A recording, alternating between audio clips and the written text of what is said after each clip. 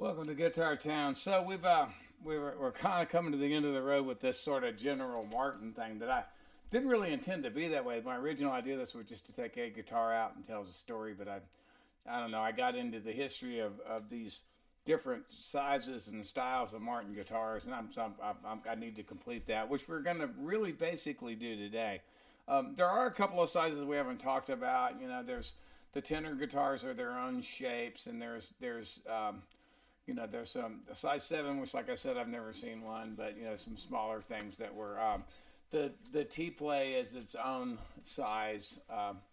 But for the most part, we've gone through all the guitar styles and sizes, except for the newest one, the latest one, which has actually been in and out of Martin's inventory over the years. And it sort of started by, outside of the Martin factory. Maybe, I think, probably the only Martin guitar that doesn't really have its origins completely and totally on a workbench in the Martin factory in Nazareth, Pennsylvania. Um, there were in the 60s a lot of Martin guitars floating around New York City. The folk scare was in full bloom, and there were people starting to work on guitars, and vintage guitars were actually starting to get to be a thing people thought about. They were starting to realize the pre-war Martins were really, really high quality guitars, maybe better than the ones that were being made at the time. And there were Martin had at when the craze sort of headed towards archtop guitars, which Gibson was really good at because they began as a mandolin company, and it's kind of violin technology, the same technology, a carved top archtop guitar, like you saw people playing in big orchestras. They cut, they were loud, they were percussive. And Martin started trying to compete with that market and built archtop guitars. They didn't do very well with that. They only made them for a few years in the 30s. And then they discontinued them and went back to doing what they do best, which is making the greatest American flat top guitars ever. But they built basically three sizes of archtop guitars. They built like a small one. I can't even remember exactly what the dimensions of it are, but the two main ones they built were a size C and a size F. They called them in the case of the arch tops. A C size guitar was the same size, depth, and same dimensions basically as a triple O or OM size Martin. It was a 15-inch guitar. They built a 16-inch archtop, which was a big archtop at the time. In the 40s, archtops started getting bigger. That's where you start seeing the big 17-inch and even bigger jazz boxes. But the Gibson L5, which was sort of the standard, was a 16-inch guitar originally. We'll talk about archtop guitars some later. But they made really beautiful ornate guitars. They just didn't quite have the bite and the cut that Gibson's did, and the players, they never caught on, and so they failed. Some guys around Greenwich Village that worked on guitars started running across arch tops, some of which were basket cases, both C size and F size, and started converting them. Realized they had Brazilian rosewood backs and sides, especially as it got into the late 60s and the early 70s, and the Brazilian rosewood went away. They discovered that they could take a C size or an F size Martin archtop and convert it to a flat top. Now, what happens in the case of the C2 is you just end up with a triple O size guitar. In the case of an F, a 16-inch, Martin never made a 16-inch flat top guitar until later, and inspired by these conversions that were built in the 60s and early 70s in New York City. So an F guitar became a 16-inch flat top Martin, a size that did not exist before that. Matt Umanoff did them. He built a lot of the more famous ones, and he built the one that the M size Martin is based on, basically, which belonged to David Bromberg. And what Matt did that nobody had done before was he not only changed the top, but he changed the neck and converted it to a long scale guitar. Now, I own a guitar that began life as an F9 Martin. Was the top. You can see it was kind of beat up. It had some cleats on the inside, and those are repairs. Where there's been cracks, pretty extensive cracking on the inside of it. And these are all repairs of cracks in the top of this guitar. It was, a pretty sunburst guitar, not carved as deeply as a Gibson archtop, which was part of the problem. And you can see this area right here is where the neck joined the body. They joined the necks directly to the body, just like they did on flat top guitars, which is probably not the best way to build an archtop guitar. Archtop guitars normally, and mandolins usually have a fretboard that's suspended over the top of the body. I can show you that later on another instrument, and it leaves the top a lot freer to vibrate, and they sound better. But this is the top that went on an F9, a 1935 F9 Martin. This is the original neck, which was a short scale. You can see the old inlay, and that kind of racing stripe down either side, that only exists on F9s as far as I know. I don't know. A 45 style dreadnought would be, or triple O would be the closest thing to this. It would have the same position markers, but that racing stripe down the sides, I think it was a copy of the deco thing that you saw on a lot of archtop guitars that other builders were building, and I think they were kind of going for that. But this neck and this top came off of a guitar that also featured really beautiful rosewood pieces of Brazilian rosewood. Now these have been polished up because it's been made into something new, but those are the backs and sides off of a 1935 Martin F9, and this is a conversion that I own, and it looks like this, and it sounds like this, which is incredible. Doesn't get played enough. I need to play this guitar a lot more than I do. I'm obviously not going to tour with it. I've never put a pickup in it.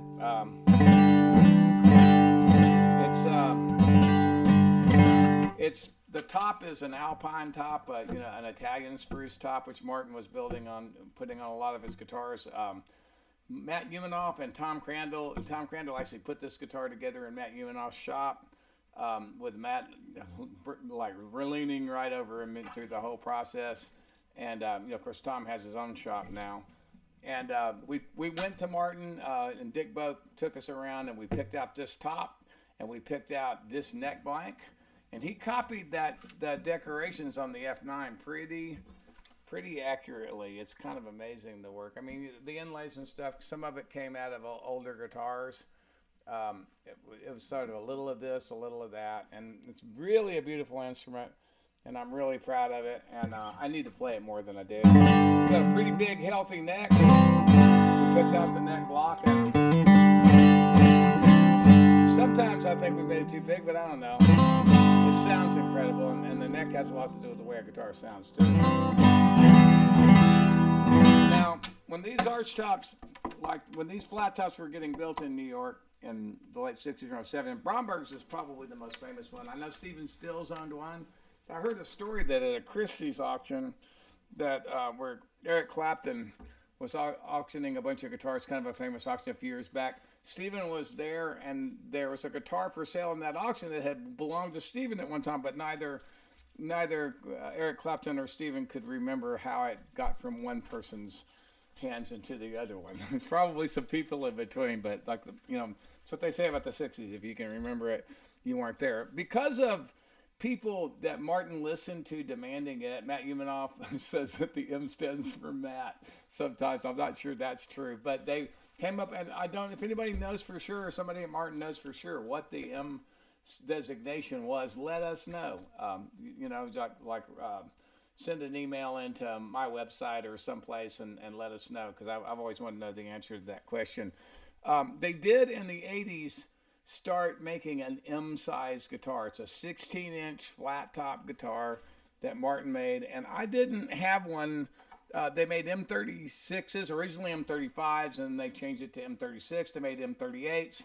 And really the rarest of the ones that they built in the 80s is an M18, the mahogany, the plainest one they made. Now, I do have one, and it's this one. And it's a great guitar. These strings are deader than a doornail, and so I just got it out. Used to these guitars when when I drag them out, part of the purpose of dragging these out for this videos was when I changed the strings on them. But it's a great size. To put it in perspective, if you're a Gibson guy, a 16-inch archtop is basically the same size as the jumbo size, not the super jumbo size. The J200 is a super jumbo, but the jumbo size guitar, like the Everly Brothers or the J185, is a 16-inch guitar. They're deeper than this guitar. These guitars are the same depth as a Triple O Martin, and that kind of gives them a little better balance overall. So I kind of think they're the perfect guitar. I switched to this size guitar because of ergonomic reasons. Just standing there finger picking for 2 hours with a dreadnought size guitar, sort of my arms way out here, and it was starting to kind of kick my ass ergonomically in my old age. It was aches and pains that you get from being a guitar player, sports injuries basically. But that's and I did when it came time for me to get my own artist guitar at Martin. I had them build me an M guitar, and the only two M's in the inventory at the time. I got a M42 David Bromberg, which was a limited edition guitar, which was very fancy, and I wanted an artist guitar the same size, but I wanted it to be something that matched my clothes. So we came up with this. It's an M21 Steve Earle. They made about 150, 60 of them. I'm pretty proud of the way it turned out. It's got this is the #1 guitar. It's got its own serial number, Martin serial number, but it also has in the series the labels are signed by me and signed by Matt Umanoff because he helped me spec it out and order the guitar and through Martin. And the conversion, someday, one of these days, somebody's going to take it apart and find that it's signed on the underside of the top, and I go, who the fuck's Matt Umanoff and Steve Earle and Tom Crandall? But this is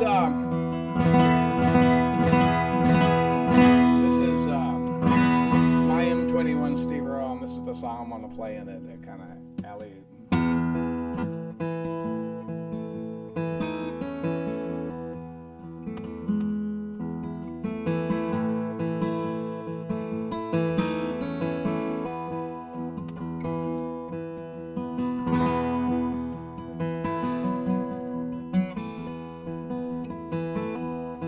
There's a girl up on the mountain I once knew.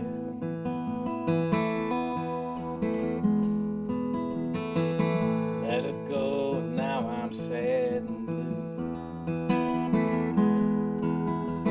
Sometimes late at night I pray she'll come down to me someday, but a girl up on the mountain never knew. So she gave herself to someone else back in. Thought I'd never see her face again. Found a new love of my own, broke my heart, and now she's gone, but the girl up on the mountain still remains.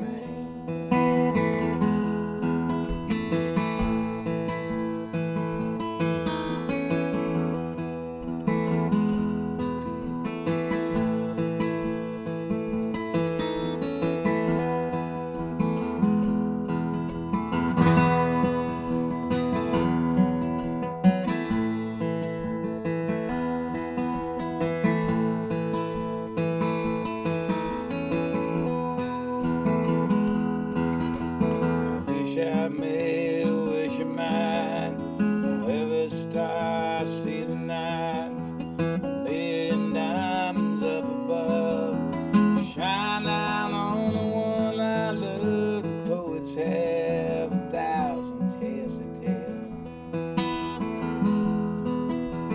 about a love that didn't work out well. Me, I sleep alright at night, 'cause in my dreams I hold her tight, but the girl up on the mountain's up there still. I love her now, guess I always will. 1935 Martin F9 conversion, M21 Steve Earle, and 1985 M18.